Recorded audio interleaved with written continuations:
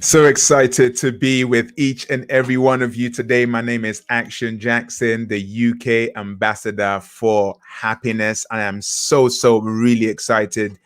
These are exciting times. I heard a quote that says, "Light shines best in darkness." And I've seen so many people say these are dark times. Well, if these are dark times, this is the time for light to shine. Today, I'm going to be talking about how teachers can find inner peace during tough times. How teachers can find inner peace during tough times. Now, these times are already tough, and on education is even tougher. Education is tough anyway. Now, imagine the lockdown. Some schools are closed, some are still open, but the amount of pressure that a teacher is going through right now is unbearable. You got teachers who are just an emotional wreck, can't really focus on anything because they're stressed out. What do we then do? Now, here's one thing I want to ask you. Imagine this. You've jumped on a plane and the captain comes on air. This is your captain speaking. We're going to be flying non-stop from the UK to the Bahamas. I haven't had any sleep. I'm frustrated. I'm depressed. I'm angry. I'm hungry. I'm lonely. I can't deal with all of this, but we'll see how far we go.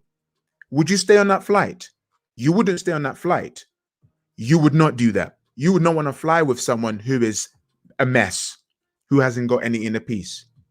But why is it that we allow our teachers to walk into classrooms, okay, and be stressed, frustrated, and have mental issues? We allow that to happen. We must fight at all costs to make sure that our teachers have inner peace. Why is that important? Number one, they're doing a very noble job. What is that job? To equip the next generation with their education. I won't be who I am today if it wasn't for a teacher. A teacher empowers. I'm able to read, write, and reason because of a teacher. So why do we neglect?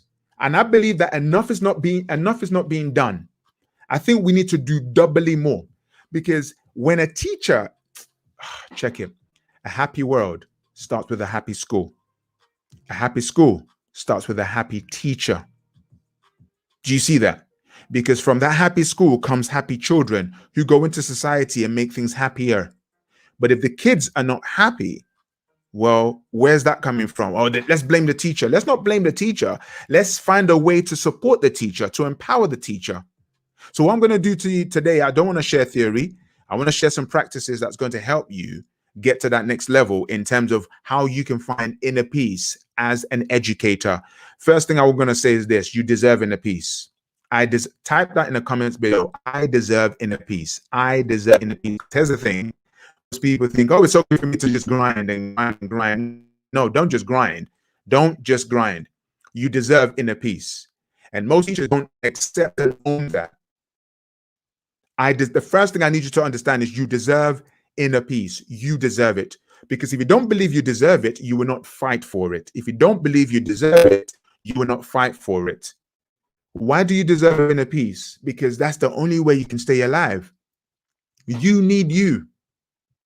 You need you. And if you're broken and frustrated, how are you meant to do your job?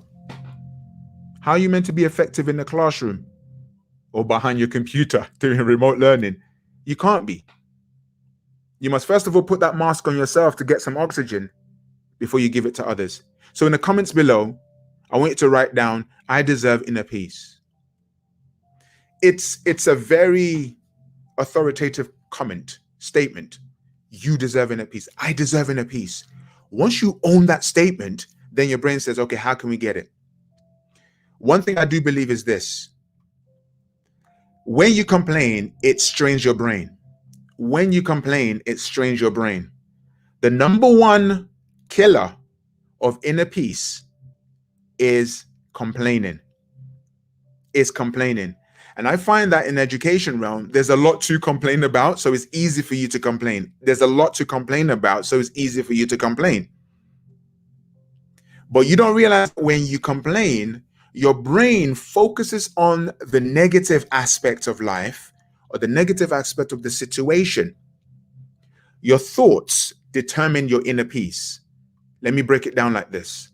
Thoughts affect your emotions affect your actions, and your actions affect your peace. Here's a thought. Can I do this? Is this possible? What else have I got doing? So you've overloaded your mind. Then your emotions gets weak and frustrated. There's anxiety, there's fear, there's anger, there's bitterness, there's all sorts in you. Raging, a cocktail of negative emotions. Then you take action. The action, you're trying to be, you're trying to be productive and effective with a cocktail of negative emotions. You can't do that. You can't do that. And then peace. Where is the peace? There is no peace. So when you start with the thoughts, and the first commitment you've got to make is this: I promise not to complain anymore. It is the toughest mindset shift you could make in your life. It is the hardest personal development task you can take. Decide not to complain anymore. Because complaining is draining you. So imagine this: you've got 100% energy. And the thought about the thing that you want to complain about takes away 10%. Just the thought of it takes away 10%. The second you verbalize the thing that you complain about, you take another 10%. The minute you tweet about the things you're complaining about, you take another 10%. When you read somebody else's tweet about the complaints that you wanted to make, it takes another 10%. So by the time you're done swimming in the pool of negativity, you've lost about 70% of your energy. Your willpower is gone, your emotions are down there, and yet you got to plan a lesson and still be on point. It doesn't work that way. It doesn't work that way. So if complaining doesn't work, what works then? Let me show you.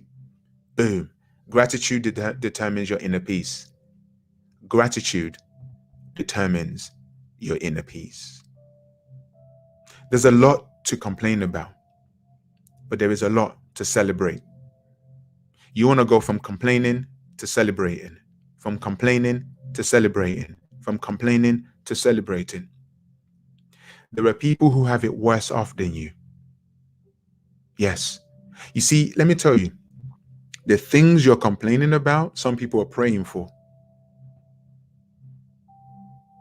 Just look at your life. What are the things you're grateful for? When you focus on the things you're grateful for, the fact that you're still alive, the fact that if you're watching right now, you've got a job, you still got a job. The fact that you have the capacity and the opportunity to train these young people to be better than they ever thought could imagine. The fact that you've got eyes to see, nose to smell, mouth to speak, lungs to breathe, heart to be alive. The fact that in these tough times, you're building your muscles and you're taking yourself to another level. It's a muscle of resilience that's being built. So here's the task that you need to do. And before you do that task, you sit down and you write down the things you're grateful for. Sit down, write down the things you're grateful for and why you're grateful for those things. What you're grateful for and why you're grateful for those things. Gratitude determines your inner peace. There's going to be the storm. Of course, I am not denying the storm. There's going to be the storms of life.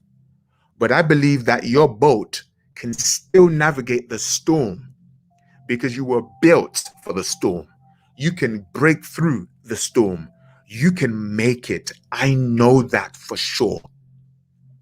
But if you are complaining, you are contaminating your petrol. You're draining your fuel when you complain. But when you are grateful, your heart is full. When you're grateful, your heart is full. And gratitude does something to the human spirit. It gives you this extra boost you need to tackle everything in front of you.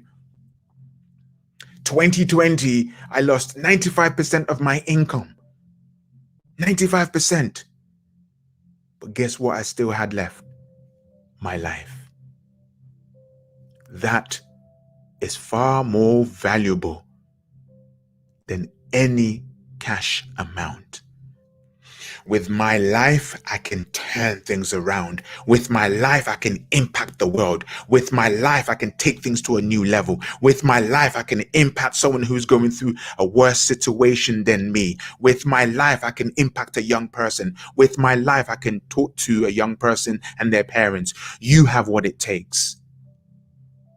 Don't get bogged down. I remember doing a CPD session with some teachers, and I taught about how to bring happiness into the classroom. But you can't bring happiness into the classroom until you have happiness for yourself. So the teacher turns around and says to me, well, yeah, I get the theory, but it's not really sitting with me. I don't really believe it. My theory wasn't the problem.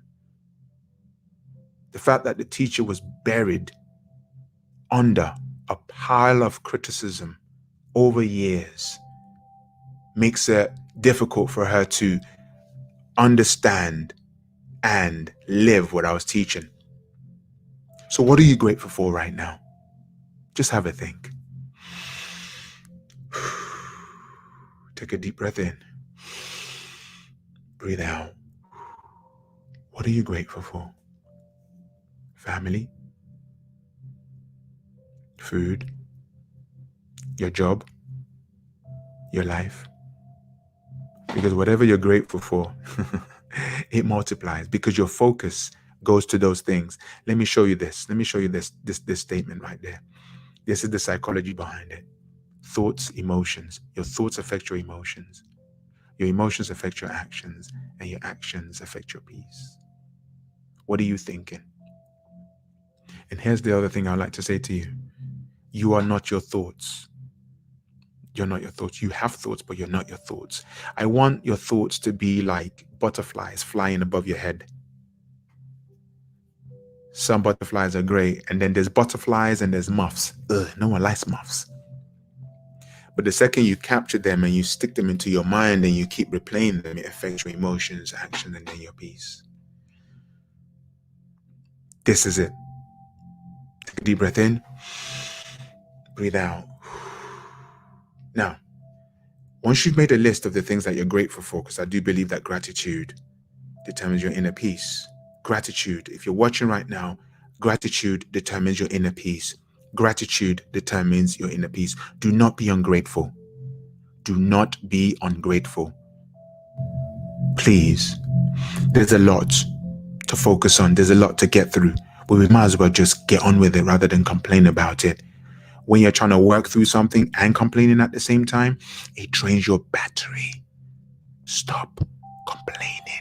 Start celebrating. Stop complaining. Start celebrating. What can you celebrate? Who can you celebrate? When are you going to celebrate? Celebrate the you? Celebrate a who? Celebrate a what? When you celebrate, it puts you in different space. So very quickly, I'm a big believer in the words you say to yourself. All I need is within me now. Breathe out. Say it to yourself. Say, all I need is within me now. All I need is within me now. All I need is within me now. All I need is within me now. Listen to me, educators. Everything you need is within you now. Forget the theory. Let's practice the most basic of all. There are many books being written about deep psychology. Let's not go deep. Let's keep it simple. Just be grateful. All I need is within me now. You get a picture in your mind of what you're grateful for. For me, I've got a picture of my wife and my daughter. And I take a deep breath in and I breathe out. And I say, all I need is within me now. Why am I grateful for my wife and my daughter? Because they bring me joy and laughter. Who brings you joy? Who brings you laughter? Let that be the very thing that you think about. Now, does that mean that all the troubles in the world will go away? No. What it means that there is inner peace in your mind and you can effectively tackle what's in front of you. To wrap up, I'm going to share with you just a couple of practical things that you can begin to put into place to help you regain your inner peace. And these are simple things that you can begin to do. Okay? Do share this, do retweet this to other educators. Number one practical step, laugh. I want you to laugh. But how do I laugh? Go and find your favorite comedian and just play their videos. Or go and find kids do the funniest things and watch that. Make sure you schedule laughter in your day. Schedule laughter in your day. I literally put a timer on. That's the first thing, laugh. Because laughing releases endorphins and chemicals that releases all that good stuff and reduces your stress and your anxiety. Second one, go for a jog or a walk. For some people are not joggers. It's like, I don't do jogging. Can't be bothered. Well, then just walk. And as you're walking, you're breathing in and you're present. If you have to leave your phone at home, do it. It's just you. 15 minutes, even a 7-minute walk, even a 5-minute walk makes a big difference. It's common knowledge, but it's not common practice. I love this one. Barefoot Meditation. This is where you take off your shoes, your socks, you find some grass, and you go walking on the grass. Yeah, but it's cold. It's even better. Because the cold shocks your system and it wakes your system up and you'll be able to be more alert and you're more present. See, walking around barefoot brings you, it grounds you. Your skin coming in contact with nature sends energy through your body. You see, the shoes that we wear and the socks that we wear, they're not natural as the grass that you can walk on. So try it. 2 minutes. That's what it takes. 4, drink tea. What's your favorite tea? And whenever you're drinking the tea, switch everything off and just be one with the tea. Don't multitask drinking tea while sending an email. No, that's your moment. If it's 3 minutes, just do it. I like this one. Write a letter to fear. If you have any fears or any anxiety, write a letter to it to say, you know what? You've been trying to run my brain all these years. I've had enough. It's time for you to go. Okay? Ain't nobody got time for that. I have found my inner peace. All I need is within me now. I deserve to be happy. All I need is within me now. I deserve to be happy. You focus on that. And that brings your peace back. Number 5, write a letter. Number 6, way to find your inner peace is pets and games. Do you have pets? Spend time with your pets. It restores your focus. It helps you to regain your mindset. Games as well shift your thoughts away from the drudgery of life and everything you need to do for school. Pets and games. Pets are very present. They have no concept of yesterday or tomorrow. They're only here. They're here. Have playtime. And if you don't have pets, find games. And if you don't have pets, maybe you should get one. I love number 7, dance. Have a dance party. 5 minutes. Put on your favorite tune and just dance by yourself. That takes in more oxygen and it makes you feel about yourself. Dancing definitely shifts your inner peace. I like number 8. Sing. Yes, sing. Find your favorite song and sing it out loud. That takes oxygen in and out. Your brain waves start to shift and you feel good. See, all these things are things that are shifting the negative thoughts.